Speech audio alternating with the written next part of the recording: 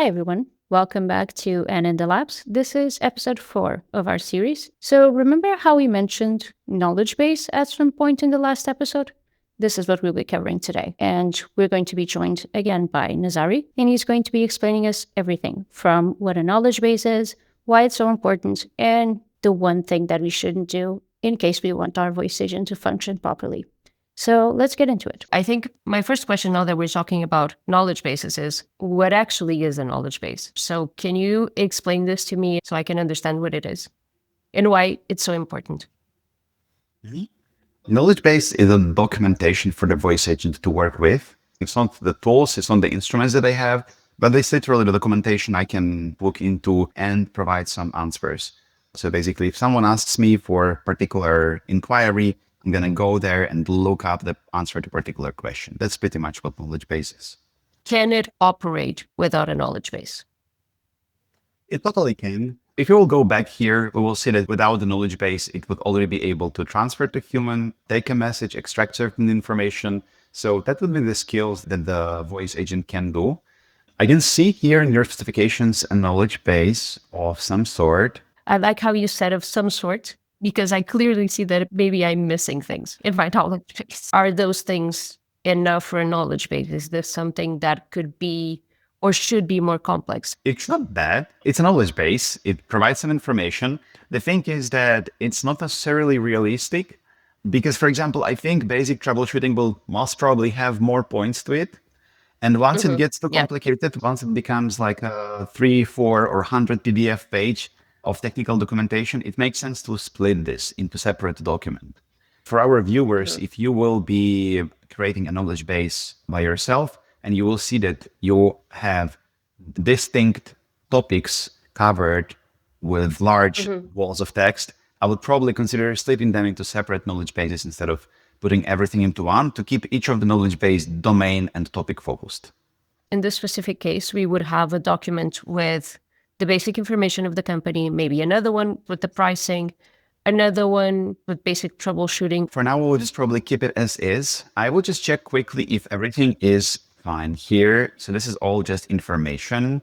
Serves as a 30-mile radius, Monday to Friday, emergency dispatch, and then basic troubleshooting. If you would have here something like the case that we had in the transfers, AC is on fire, then transfer to human agent. You don't want to put this in the knowledge base because this is a particular action. This is a skill that voice agent has to have to be able to transfer to someone. So by doing this, you will instruct voice agent to transfer to human agent. Voice agent will say, your AC is on fire, I will transfer you to human agent, and nothing will happen. So you have to be specific about putting the actions into actions and knowledge into knowledge. So one thing is setting up your skills and your scenarios, and another completely different thing is setting up your knowledge base. They work together and combined, but then what we're saying here is that you shouldn't put the things that you put there in your knowledge base as to not confuse your AI receptionist. Yes. How does someone understand that this is something that shouldn't go in the knowledge base? Anything that is not just an answer to a question, I would find a different place in a knowledge base. Even taking a message is a simple skill, but it instructs voice agent to do something, to behave in a certain way. It starts a new branch in the voice agent behavior. But in a knowledge base, you really have only answers. So for example, if I ask you what is the price, you give me the answer without any kind of actions, right? That's pretty much what the knowledge base is and how it's normally used. I would also say that typically we are looking at 3 types of knowledge bases. This can be Q&A or like FAQ, let's say. This can be technical documentation for a particular product, or this can be a catalog. So if you have like a long catalog with all the products, their description, the prices, you can upload it there. You can also add a knowledge base from URL. So if, for example, you have a particular product that has a website, and on that website you have also some kind of FAQ, you can just click here, give it a name, enter the URL, and we are going to scan this URL every day for new information, for any updates. And this keeps your knowledge base up to date and your voice agent learns as you update the website. But that's automatic. You don't have to do anything. It does it on its own every single day. Yeah. Imagine if you would have to go in every single day and putting the website again and saying, can you scrape this again? Yes, that would be terrible. You can also just upload a PDF file, but you can also write a custom entry. So this is what I will do now. I will just add this whole information as a custom entry over here. The best way to do this in a case such as this would probably be to separate into different documents, because you can, for instance, now if you click on head file, you can even write another entry or Yes. upload another file. Is there a limit? The number of files? Yes.